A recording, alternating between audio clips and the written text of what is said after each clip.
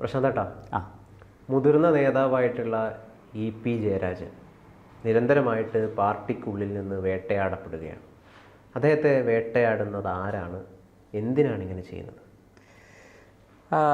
അദ്ദേഹത്തെ വേട്ടയാടുന്നത് പാർട്ടിക്കുള്ളിൽ നിന്ന് തന്നെയാണ്.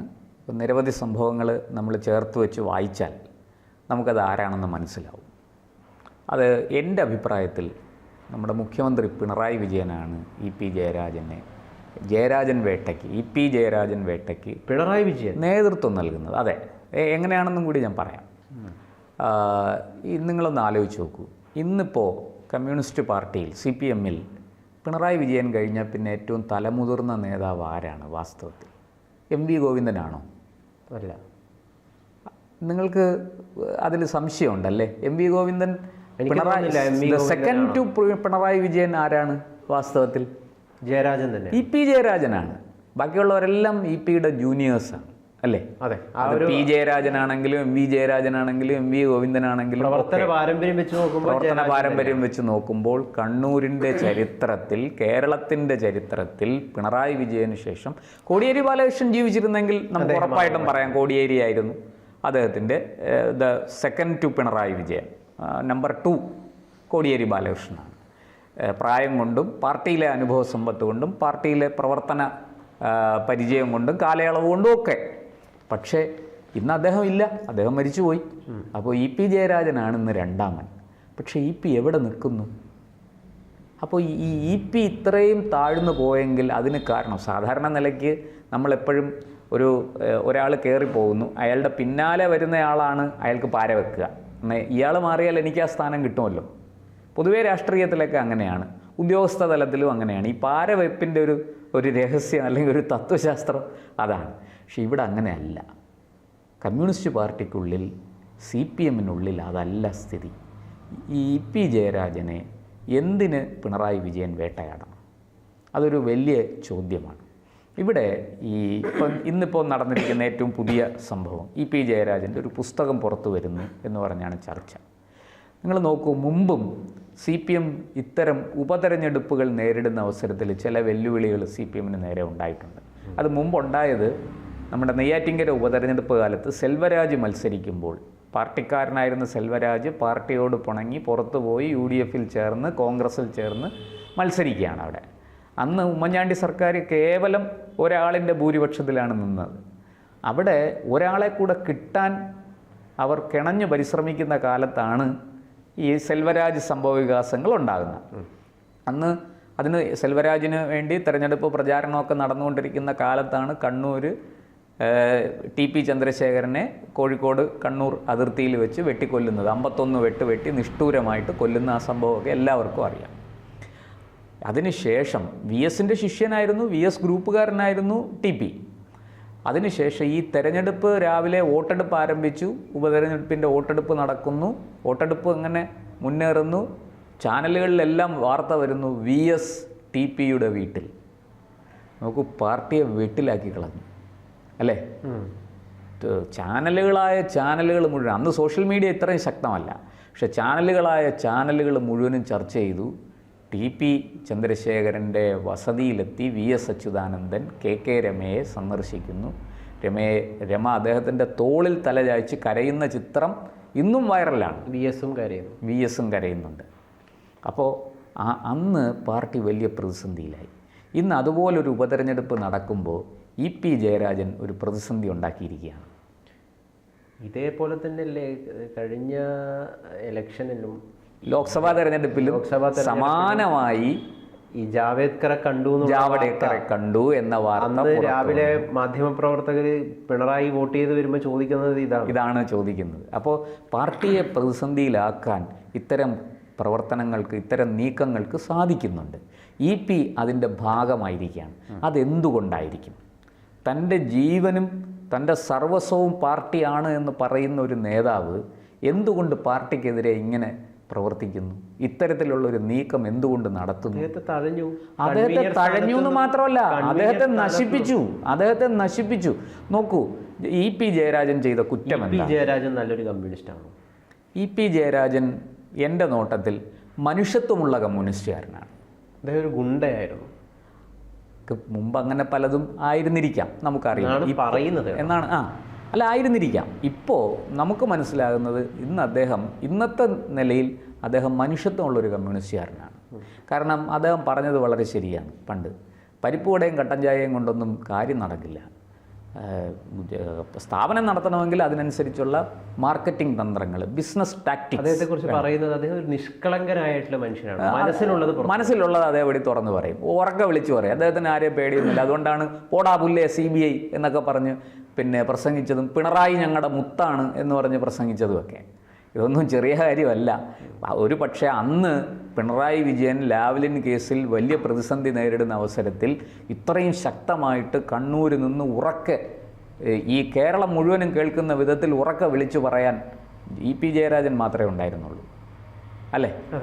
കോടിയേരി ധാർമ്മികമായ പിന്തുണയും എല്ലാം കൊടുത്ത് പിണറായിയുടെ ഒപ്പം നിൽക്കുന്നുണ്ടെങ്കിലും പിണറായിക്ക് വേണ്ടി സർവശക്തിയും എടുത്ത് കയ്യിലുള്ള ആയുധങ്ങൾ മുഴുവനും ഉപയോഗിച്ച് രാഷ്ട്രീയ എതിരാളികളോട് പടവെട്ടിയ ആളാണ് EP ജയരാജൻ. ആ EP ജയരാജൻ ഇന്ന് നേരിടുന്ന പ്രതിസന്ധിയിൽ അദ്ദേഹത്തിനെ തരുമ്പെങ്കിലും പിണറായി വിജയൻ സഹായിക്കുന്നുണ്ടോ? എന്തുകൊണ്ടില്ല? അതൊരു ചോദ്യമാണ്. ആ ചോദ്യത്തിൻ്റെ ഉത്തരം കിട്ടുമ്പോൾ നമുക്കത് മനസ്സിലാവും.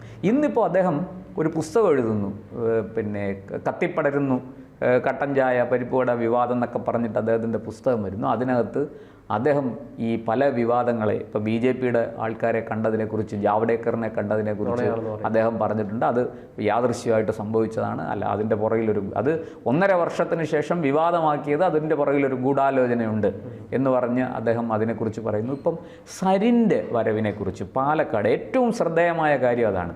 പാലക്കാട് CPM ചരിത്രത്തിലില്ലാത്ത പ്രതിസന്ധി നേരിടുകയാണ്. കഴിഞ്ഞ എത്രയോ തവണകളായിട്ട് CPM 3-ാം സ്ഥാനത്താണ് അവിടെ. ഇപ്പോൾ കോൺഗ്രസിൽ നിന്ന് സരിൻ എന്ന് പറഞ്ഞ ഒരാൾ ഇങ്ങോട്ട് വന്നപ്പോൾ സ്വീകരിച്ച് സ്ഥാനാർത്ഥിയാക്കി അയാൾക്ക് വേണ്ടി വലിയ രീതിയിൽ പ്രചാരണമൊക്കെ നടത്തി വരികയാണ് അവർ. പക്ഷെ അപ്പോഴാണ് EP ജയരാജൻ വോട്ടെടുപ്പ് ദിവസം, ഇനിയിപ്പോൾ കുറച്ച് ദിവസങ്ങളേ ഉള്ളൂ, വയനാടും ചേലക്കരയിലും ഇന്ന് വോട്ടെടുപ്പ് നടക്കുകയാണ്. ആ വോട്ടെടുപ്പ് നടക്കുന്ന ദിവസം അദ്ദേഹം പ്രഖ്യാപിക്കുകയാണ്, ചേലക്കരയിലാണ് ആകെ ഒരു പ്രതീക്ഷയുള്ളത്, ഒന്ന് മുന്നിട്ട് നിൽക്കുന്നത് അത് ആ സ്ഥാനാർത്ഥിയുടെ മികവ് കൊണ്ടും പിന്നെ മുമ്പ് അവിടെ മത്സരിച്ച് ജയിച്ച ആളിൻ്റെ മികവ് കൊണ്ടും അവിടുത്തെ ആ മണ്ഡലത്തിൻ്റെ കമ്മ്യൂണിസ്റ്റ് സ്വഭാവം കൊണ്ടുമൊക്കെ ആകപ്പാടൊരു പ്രതീക്ഷയുള്ളത് ചേലക്കരയിലാണ്. അതിനെ വെട്ടിലാക്കുന്ന ഒരു പ്രസ്താവനയാണ് ഇന്ന് രാവിലെ, അല്ലെങ്കിൽ ഒരു വാർത്തയാണ് ഇന്ന് രാവിലെ പുറത്തു വന്നത്. EP ജയരാജൻ്റെ ഈ പുസ്തകത്തെക്കുറിച്ചുള്ള വിവാദം. അത് വെറുതെ വന്നതാണോ? അല്ല. അത് EP അറിയാതെ വന്നതാണോ? അല്ല. എനിക്ക് നല്ല സംശയമുണ്ട് ആ കാര്യത്തിൽ. എന്താ സംശയം? അത് EP-യും കൂടി അറിഞ്ഞുകൊണ്ട് തന്നെ പുറത്തു വരുന്നതല്ലേ. EP ആ പുസ്തകം ആർക്കാണോ പ്രസാദനം ചെയ്യാൻ അല്ലെങ്കിൽ അച്ചടിച്ച് പുറത്തിറക്കാൻ ആരെയാണോ ഏൽപ്പിച്ചത് അവരുടെ കയ്യിൽ നിന്ന് അത് ചോർന്നു എന്ന് പറയുന്നത് അത്ര വിശ്വസനീയമല്ല. EP-യെ പോലെ ഒരാളുടെ പുസ്തകത്തെക്കുറിച്ചൊന്നും അങ്ങനെ നിസ്സാരമായിട്ട് ആരും കൈകാര്യം ചെയ്യില്ല.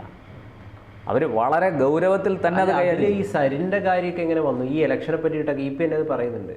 എങ്ങനെ എനിക്കത് എഴുതാൻ പറ്റും? അല്ല, പുസ്തകത്തിൽ അദ്ദേഹം എഴുതിയിട്ടുണ്ടോ ഇല്ലയോ എന്ന് നമുക്കറിഞ്ഞൂടാ. പക്ഷെ ആ വിവാദം പുറത്തു വന്നിരിക്കുന്നു. സ്വാഭാവികമായിട്ട് അത്തരം കാര്യങ്ങൾ ഉൾപ്പെടുത്താമല്ലോ. അതിനുള്ള ഈ സരിൻ്റെ സ്ഥാനാർത്ഥിത്വം ഇന്നലെ അല്ലല്ലോ നടന്നത്, കുറച്ച് ദിവസങ്ങൾക്ക് മുമ്പല്ലേ നടന്നത്. അതൊരു അധ്യായത്തിനകത്ത് അത് കുറച്ച് ഭാഗങ്ങൾ കേട്ടുന്ന അദ്ദേഹം മുമ്പ് പലരും വന്നിട്ട് പിന്നീട് CPM-നെ ചതിച്ചു പോയതിനെക്കുറിച്ചൊക്കെ വെച്ചുകൊണ്ടാണ് ഈ സരിൻ്റെ സ്ഥാനാർത്ഥിത്വത്തെ അദ്ദേഹം ചോദ്യം ചെയ്യുന്നത്, അല്ലെങ്കിൽ അതിനെ വിമർശിക്കുന്നത്. ഇവിടെ നമ്മൾ കുറച്ച് പഴമയിലേക്ക് നമുക്ക് പോകാം. 2016 പിണറായി സർക്കാർ വരുന്നു. അന്ന് പിണറായി സർക്കാരിൽ വാസ്തവത്തിൽ രണ്ടാമനായിരുന്നത് വ്യവസായ മന്ത്രി EP ജയരാജൻ. ആ EP ജയരാജനെ നിഷ്കരുണം ഒരു ബന്ധു നിയമന വിവാദത്തിൻ്റെ പേരിൽ പുറത്താക്കി. വിജിലൻസ് അന്വേഷണം നടന്നു. എന്താ അന്വേഷണത്തിൽ വന്ന റിപ്പോർട്ട് എന്താ? EP നിരപരാധിയാണ്, അല്ലേ? എന്നാൽ അങ്ങനെ നിരപരാധിയാണെന്ന് തെളിഞ്ഞ സ്ഥിതിക്ക് EP-യെ തിരിച്ചെടുക്കണ്ടേ? സാധാരണ ഇവർ ചെയ്യുന്നതാണ്. അതെ, AK ശശീന്ദ്രൻ വലിയ ഒരു ലൈംഗിക ആരോപണ കേസിൽ പെട്ടിട്ട് പോലും അദ്ദേഹത്തെ തിരിച്ചെടുത്തു, അല്ലേ?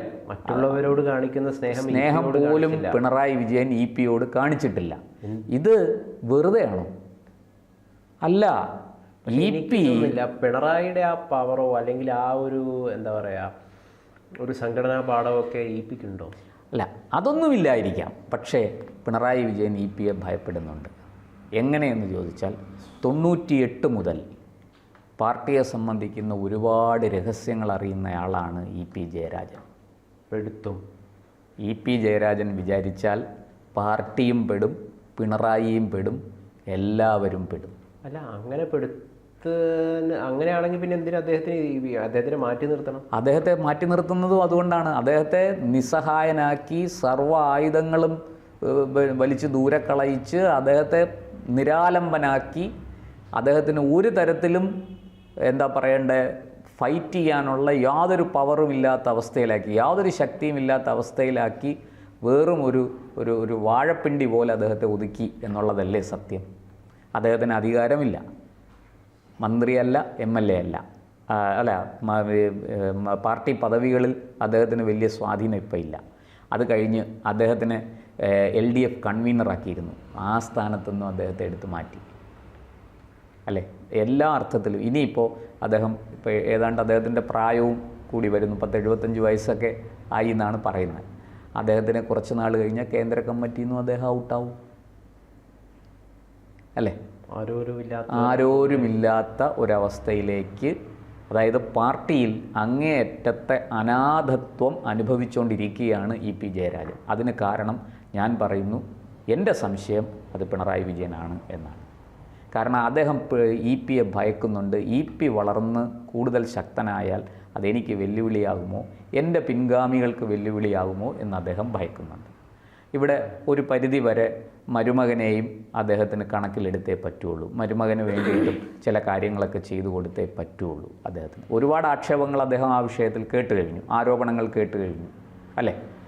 ഈ പിന്നെ മരുമകന് വേണ്ടിയിട്ടാണ് പിണറായി വിജയൻ പല കാര്യങ്ങളും ചെയ്യുന്നത് എന്ന് വളരെ ശക്തമായ ആക്ഷേപം രാഷ്ട്രീയ എതിരാളികൾ ഉന്നയിക്കുന്നുണ്ട്, നിരന്തരം ഉന്നയിക്കുന്നുണ്ട്. എന്ത് സംഭവം വന്നാലും ഉടനെ മരുമകൻ്റെ തലക്കിടുകയാണ്. അപ്പോൾ ഇതൊക്കെ നമ്മൾ ചേർത്ത് വായിക്കണം. ഈ രാഷ്ട്രീയം ഇതിനകത്ത് ഒരുപാട് എന്താ പറയണ്ടേ, പിന്നെ കുഴികളും മലരികളും ചുഴികളും ഒക്കെ ഉള്ളതാണ് CPM രാഷ്ട്രീയം. ഇപ്പോൾ ഇവിടെ EP ജയരാജൻ്റെ കാര്യത്തിൽ ഈ എന്താ പറയുക, ഒരു തള്ളിപ്പറയൽ EP ജയരാജനെ തള്ളിപ്പറഞ്ഞിരിക്കുകയാണ്. ഈ തള്ളിപ്പറയാൻ, EP ജയരാജനെ തള്ളിപ്പറയാൻ അദ്ദേഹത്തിൻ്റെ താഴെ വരുന്ന, അദ്ദേഹത്തിന് കീഴിൽ വരുന്ന ആർക്കുണ്ട് ധൈര്യം? നിങ്ങൾ P ജയരാജനെ എടുക്കൂ, MV ജയരാജനെ എടുക്കൂ, മറ്റ് നേതാക്കളെ എടുക്കൂ, ഇവർക്കൊന്നും EP ജയരാജനെ തള്ളി പറയാൻ പറ്റില്ല. ഇവിടെ പിന്നെ EP ജയരാജനെതിരെ വിമർശനങ്ങൾ ഉന്നയിച്ചിരുന്നു. പക്ഷെ അത് പിന്നെ എവിടെ പോയി? വൈദേയം റിസോർട്ടിന്റെ. അതെ, പിന്നെ എവിടെ പോയി P ജയരാജൻ? P ജയരാജൻ ഇപ്പോഴും കണ്ണൂരുണ്ട്. പക്ഷേ EPക്കെതിരെ P ജയരാജൻ എന്താ പിന്നൊന്നും പറയാത്തത്? അതുപോലെ വാസ്തവത്തിൽ സംസ്ഥാന സെക്രട്ടറി ആകും എന്ന് ആഗ്രഹിച്ചിരുന്ന ആളാണ് EP ജയരാജൻ. പക്ഷെ അദ്ദേഹത്തിന് അത് കൊടുത്തില്ല. നിങ്ങൾ നേരത്തെ പറഞ്ഞ പോലെ നിഷ്കളങ്കനാണ്, മനസ്സിലുള്ളത് തുറന്നു പറയും എന്ന് പേടിച്ചിട്ടാണ് അദ്ദേഹത്തെ ആ സ്ഥാനത്തേക്ക് കൊണ്ടുവരാത്തത്.